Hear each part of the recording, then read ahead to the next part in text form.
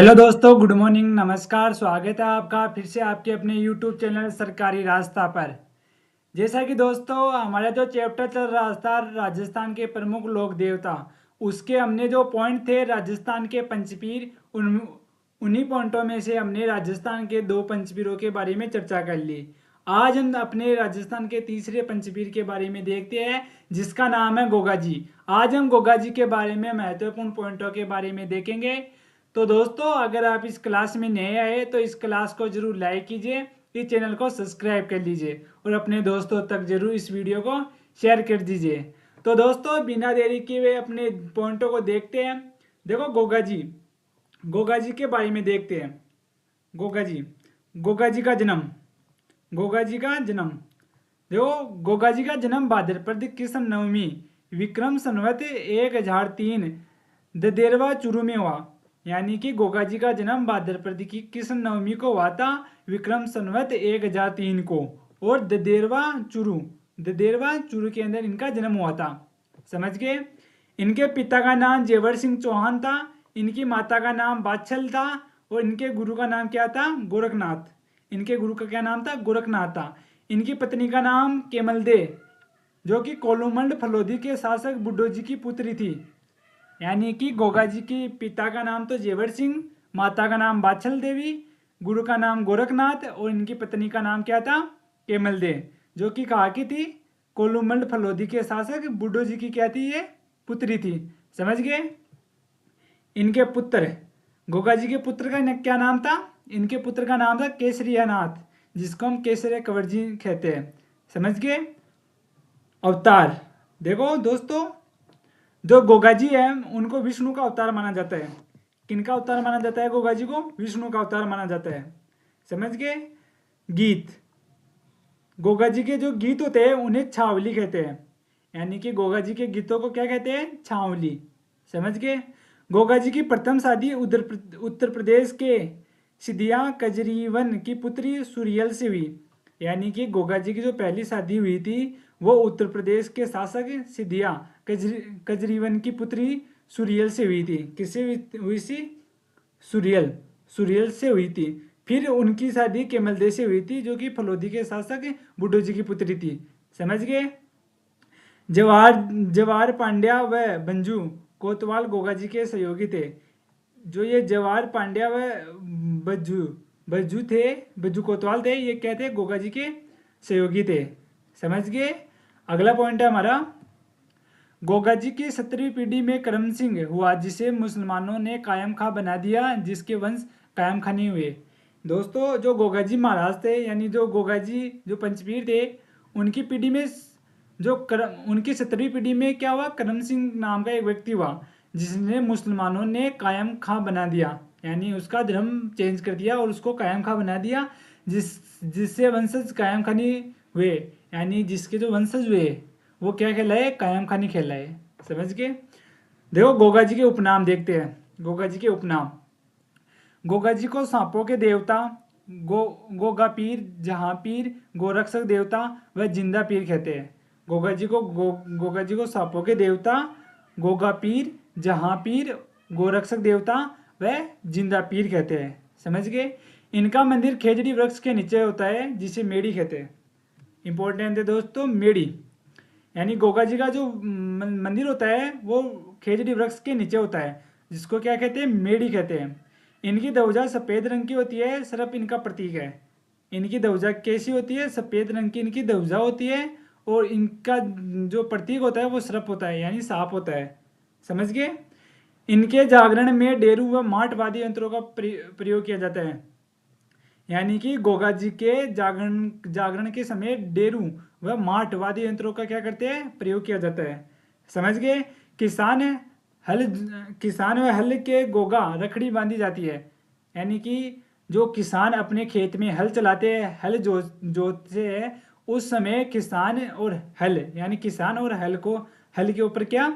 रखड़ी बांधी जाती है, राखी बांधी जाती है, जिसको क्या कहते हैं? गोगा रखड़ी कहते हैं। क्या कहते हैं दोस्तों? गोगा रखड़ी कहा जाता है, जिसमें 8 गांठें होती है। जिसमें कितनी गांठें होती है? 8 गांठें होती है। समझ गए।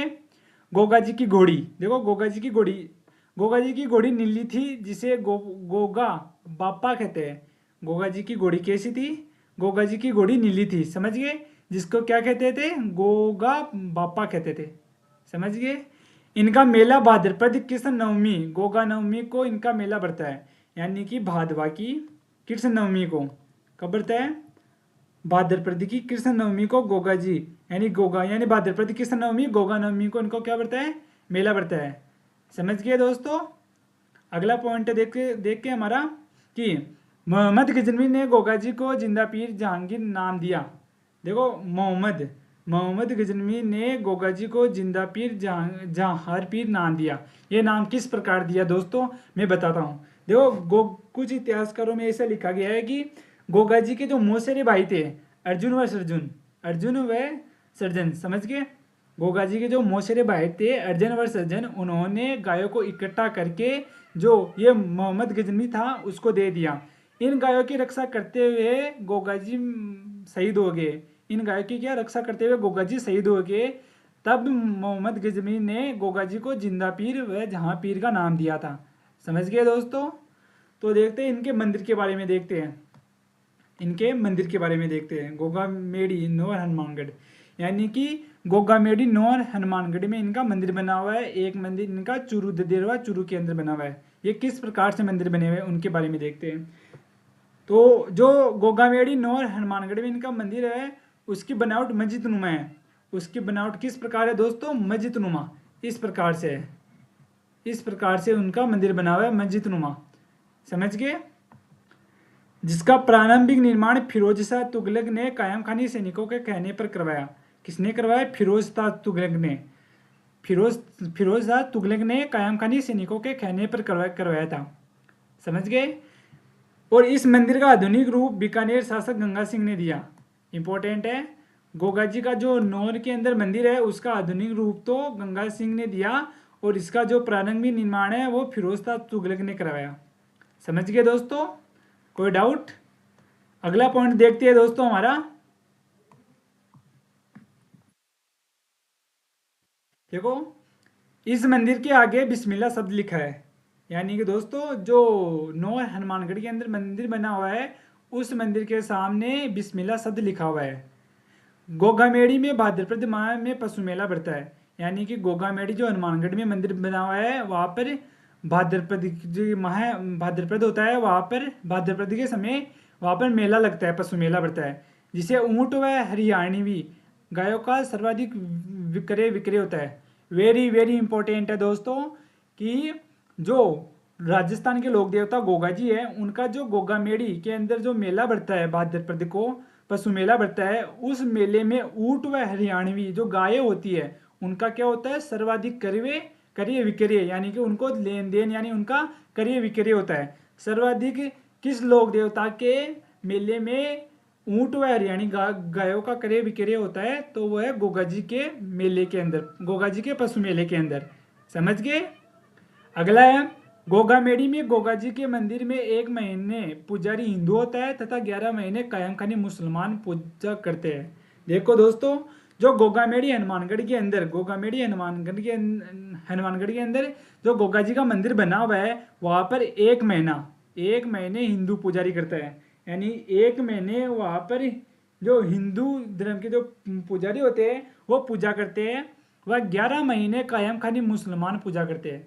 और 11 महीने कौन? कायम खानी जो मुसलमान होते हैं वो इनकी क्या करते हैं? पूजा करते हैं, समझ गए? यानी कि गोगा जी के मंदिर को हम सद्भावना का मंदिर या सद्भावना के देवता के रूप में मानते हैं, समझ गए?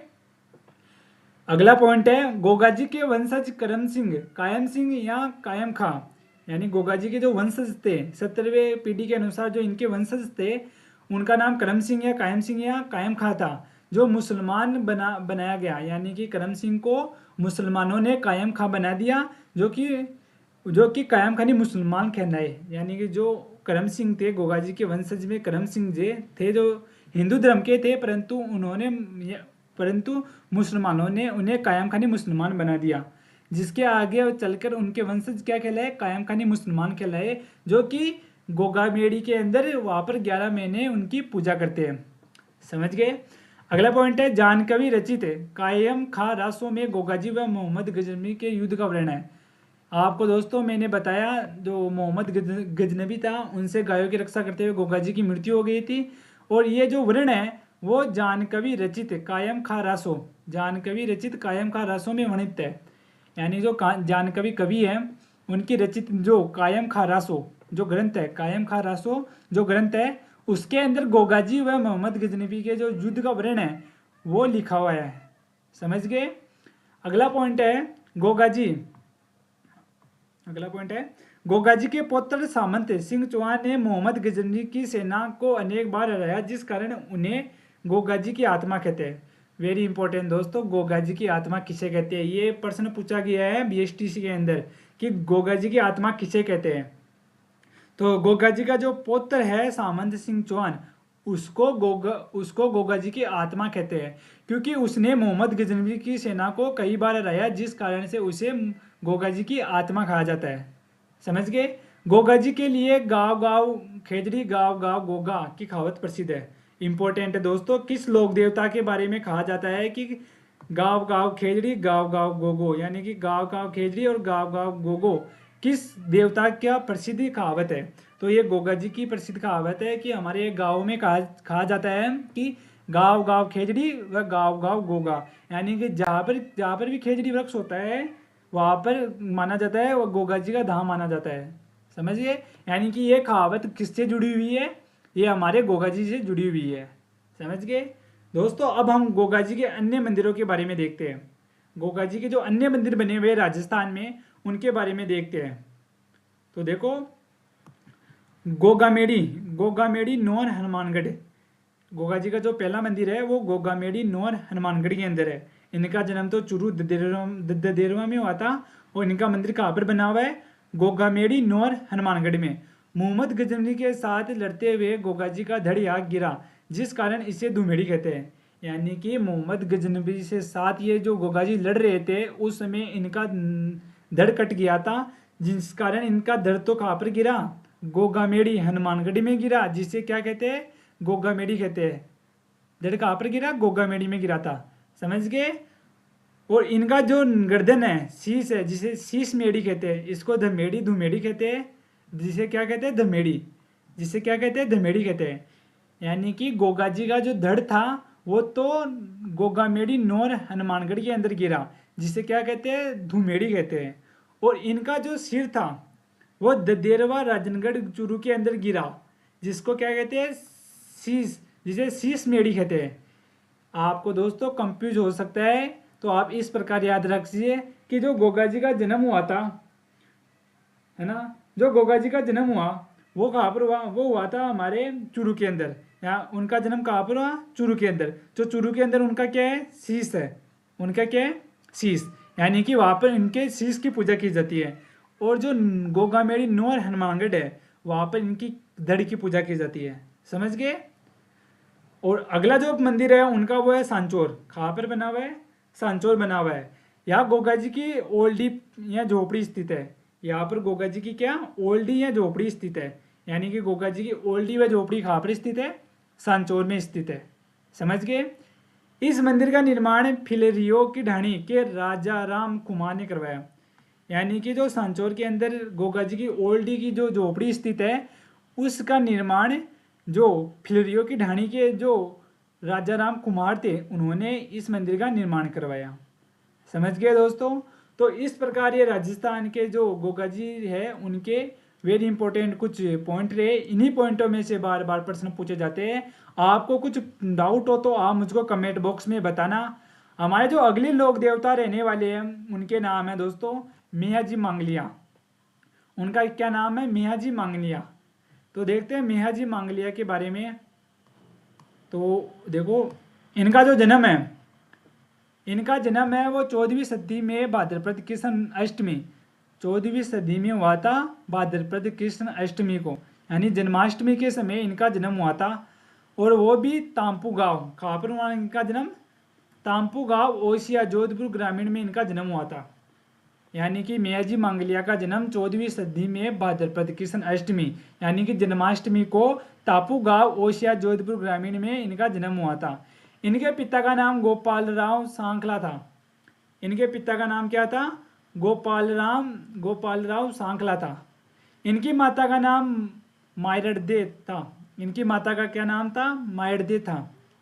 समझ गए? पिता का नाम इनका गोपाल राम सांखला था, माता का नाम मायरदे था। मियाँ जी ने पुष्कर की पाना गुजरी को धर्म बहन बनाया। यानी कि मियाँ जी ने पुष्कर की पाना गुजरी को धर्म की बहन बनाया, अपनी धर्मनी बहन बनाया। समझ गए? पाना गुजरी की गाय रणकदेव ले गए, जिसे छुड़ाते हुए मियाँ जी बापनी गांव फलोदी में वीरगति को प्राप्त हो गए। यानी कि जो मियाँ जी मांगलिया की जो बहन थी, धर्म की बहन थी, कौन? पामा गुजरी। उसकी गायों को रणकदेव ने चोरी कर ली। यानी रणकदेव ले गया था, जिसको छुड़ाते हुए मियाँ जी बापनी गांव फलोदी में वीरगति को प्राप्त हो गए। बापनी गांव फलोदी में जो बापनी गांव फलोदी है, वहां पे गायों को छुड़ाते हुए मियाँ जी मांगलिया की क्या हो गई थी? मृत्यु हो गई थी। समझ गए? वीरगति को प्राप्त हो गए थे। इनका जो मंदिर है वो मियाँ जी मांगलिया का मंदिर बापनी गांव फलोदी में बना है। इनका जो मंदिर है वो बापनी गांव फलोदी में बना हुआ है। कहाँ पर बना हुआ है? बापनी गांव फलोदी में बना हुआ है। इनके घोड़े को किरड़ काबरा कहा जाता है। इनके घोड़े का क्या नाम था? किरड़ काबरा। यानी कि जो मियाँ जी मांगलिया थे, उनके घोड़े का नाम क्या था? किरड़ काबरा। समझ गए? इनकी मृत्यु जैसलमेर शासक रणकदेव भाटी से युद्ध में गायों की रक्षा करते हुए हुई थी।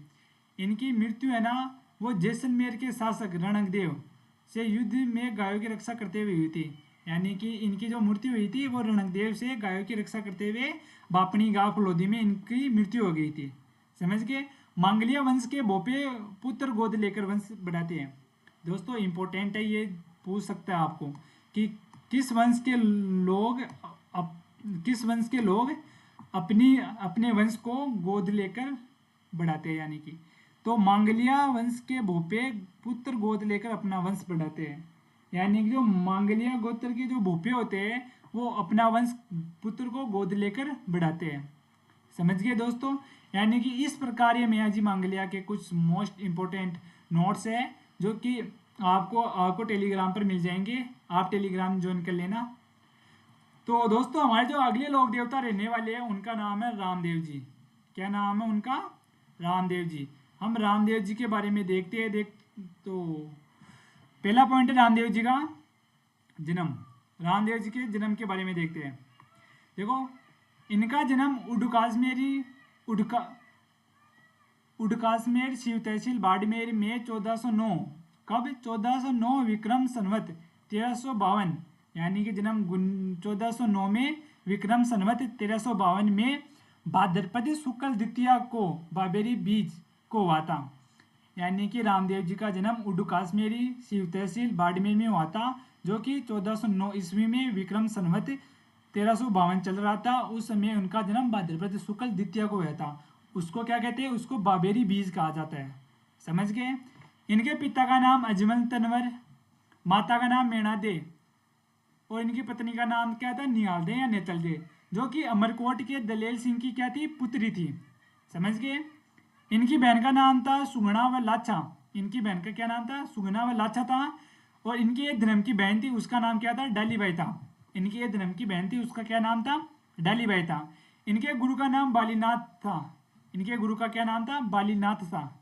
इनके घोड़े का नाम नीला घोड़ा था, यानी कि रामदेव जी के जो घोड़ा है वो क्या था? नीला, जिसका क्या नाम था? नीला घोड़ा था। समझ गए? रामदेव जी की फड़ का वाचन काम भोपा रावण वाद्य यंत्र से करते हैं। यानी कि दोस्तों जो रामदेव जी की जो फड़ है उसका वाचन कामड़ भोपा रावण वाद्य यंत्र से करते हैं। यानी कि रामदेव जी की जो फड़ का वाचन है वो कामड़ भोपा करते हैं, रावण वाद्य यंत्र से करते हैं। समझ गए? सर्वप्रथम इनकी फड़ का चित्रांकन चौतमल चितेरा ने किया। यानी कि जो सर्वप्रथम इनकी जो फड़ का चित्रांकन है वो चौतमल चितेरा ने किया था। समझ गए? इन्हें पीरों के पीर रामसा पीर कृष्ण का अवतार ठाकुर जी सांप्रदायिक सद्भावना के देवता रुणिजरा धनी कहते हैं। यानी दोस्तों जो हमारे रामदेव जी हैं उनको पीरों के पीर, रामसा पीर, कृष्ण का अवतार, ठाकुर जी, सांप्रदायिक सद्भावना के देवता व रुणेजरा धनी कहते हैं। यानी कि ये सब क्या है, ये सब रामदेव जी के उपनाम है, यानी कि इन उपनामों से रामदेव जी को जाना जाता है। समझ गए। रामदेव जी एकमात्र लोक देवता थे जो कवि थे, यानी कि रामदेव जी थे वो एकमात्र क्या थे, लोक देवता थे। यानी कि दोस्तों वेरी इंपॉर्टेंट पॉइंट है, ये पूछ लेगा कि राजस्थान के कौन से लोक देवता है जो एकमात्र क्या थे, कवि थे। तो कौन थे, रामदेव जी थे। इन्होंने 24 वाणी ग्रंथ की रचना की, यानी कि इन्होंने 24 वाणी ग्रंथ की रचना की। इन्होंने कामड़िया, रामदेव जी ने कामड़िया पंथ चलाया था। रामदेव जी ने कौन सा पंथ चलाया, कामड़िया पंथ चलाया था। रामदेव जी को कपड़ों के घोड़े चढ़ाए जाते हैं, यानी कि जो रामदेव जी का मंदिर है वहाँ पर मनसा पूर्ण होने पर, यानी कि हमारी इच्छा पूर्ण होने पर रामदेव जी के मंदिर में कपड़े के घोड़े चढ़ाए जाते हैं। समझ गए। अगला पॉइंट है हमारा कि रामदेव जी ने शुद्धि आंदोलन चलाया। एक रामदेव जी ने शुद्धि आंदोलन भी चलाया था। ये शुद्धि आंदोलन क्यों चलाया था, क्योंकि जो मुसलमान लोग थे उन्होंने हिंदुओं को मुसलमान बनाना चाहते थे, तो उन्हें हिंदू बनाना चाहते थे कौन, रामदेव जी, और मुसलमान हिंदुओं को मुसलमान बनाना चाहते थे। समझ के, जिस कारण रामदेव जी ने शुद्धि आंदोलन चलाया था। तो अगला पॉइंट देखते हैं दोस्तों। अगला पॉइंट है हमारा मेला। देखो रामदेव जी का जो मेला है वो भाद्रपद शुक्ल द्वितीया से एकादशमी, भाद्रपद शुक्ल द्वितीया से एकादशमी तक रामदेव जी का मेला बढ़ता है, जिसे मारवाड़ का कुंभ कहते हैं। यानी कि जो रामदेव जी का मेला है वो भाद्रपद शुक्ल द्वितीया से एकादशमी तक इनका मेला बढ़ता है, और इस मेले को मारवाड़ का कुंभ कहते हैं। समझ गए। अगला पॉइंट है, मक्का से 5 पीर रामदेव जी की परीक्षा लेने आए थे। रामदेव जी की परीक्षा पंच पीपली नामक स्थान पर ली गई, यानी कि मक्का मदीना से वहाँ से 5 पीर आए थे, 5 पीर जो कि रामदेव जी की परीक्षा लेने आए थे। और जो ये परीक्षा हुई थी वो हुई थी पंच पीपली नामक स्थान पर। कहाँ पर हुई थी, पंच पीपली नामक स्थान पर। उन 5 पीरों ने रामदेव जी को पीरों का पीर कहा, यानी कि इस परीक्षा में ऐसे मान लो, इस परीक्षा में रामदेव जी पास हो गए। पास होने के बाद जो पंचपीर थे उन्होंने रामदेव जी को क्या कहा, पीरों का पीर कहा।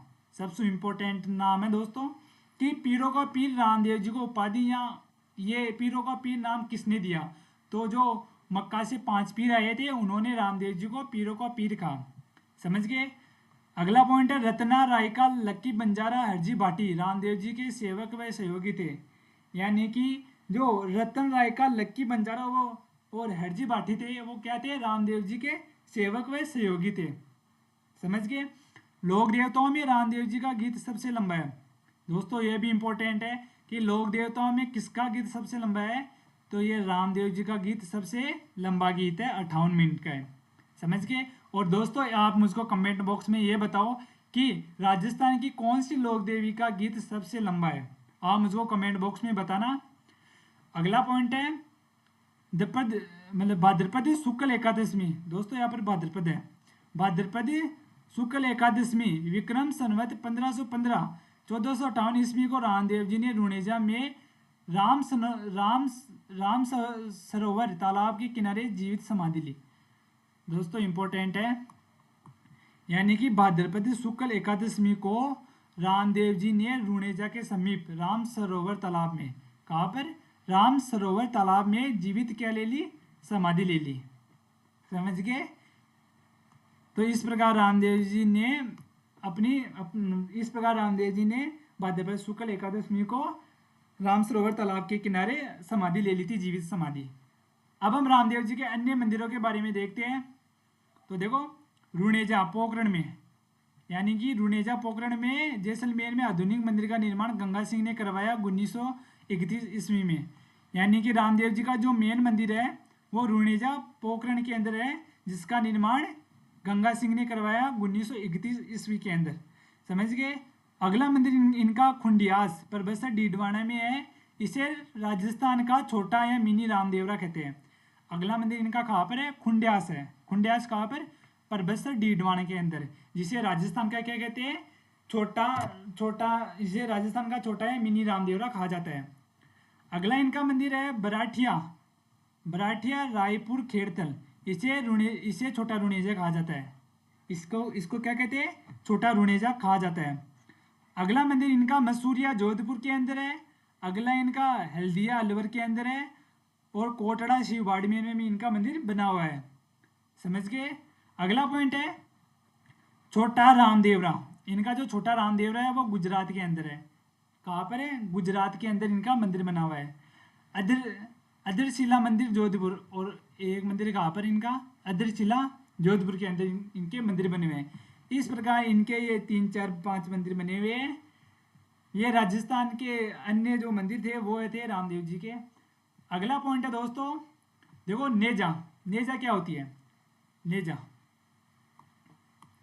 नेजा रामदेव जी की पंच रंगा ध्वजा को क्या कहते हैं, नेजा कहते हैं। यानी कि रामदेव जी की जो ध्वजा होती है उसको क्या कहते हैं, नेजा कहा जाता है। पगलिया, पगलिया रामदेव जी का प्रतीक है। पगलिया क्या होता है, रामदेव जी का आप मंदिर में जाकर देखेंगे वहाँ पर पत्थर पर पगलिया मंडे हुए हैं पत्थर पर, उसको क्या कहते हैं, रामदेव जी का प्रतीक माना जाता है। समझ गए। जातरू रामदेव जी के भगत को क्या कहते हैं, जातरू कहा जाता है। थान देवरा रामदेव जी का मंदिर को क्या कहते हैं, थान देवरा कहते हैं। जंबा रामदेव जी का रात्रि जागरणा को क्या कहते हैं, जंबा कहा जाता है। भांभी रामदेव जी का पुजारी क्या कहलाता है, भांभी कहलाता है। और ब्यावले ये क्या होते हैं, ये रामदेव जी के भजन होते हैं। समझ गए। इस प्रकार से ये रामदेव जी के कुछ महत्वपूर्ण नोट्स हैं। इन्हीं पॉइंटों में से रामदेव जी के बारे में पूछा जाता है। तो दोस्तों अगर आपको ये क्लास अच्छी लगी तो इस क्लास को जरूर लाइक कीजिए, इस चैनल को सब्सक्राइब कीजिए और अपने दोस्तों तक जरूर शेयर कीजिए। आप इस क्लास की पीडीएफ प्राप्त करने के लिए हमारे टेलीग्राम सरकारी रास्ता को ज्वाइन कर सकते हैं। वहाँ पर आपको इन क्लासों की पीडीएफ मिल जाएंगी। और हाँ दोस्तों, हमारी जो ये क्लास है वो कल तक हम कंप्लीट कर लेंगे। फिर हम राजस्थान की लोक देवियाँ और लोक देवताओं के बारे में एमसीक्यू यानी महत्वपूर्ण प्रश्नों की चर्चा कर लेंगे। समझ गए दोस्तों। तो दोस्तों हम अब मिलते हैं अपने नेक्स्ट क्लास में, तब तक के लिए धन्यवाद दोस्तों।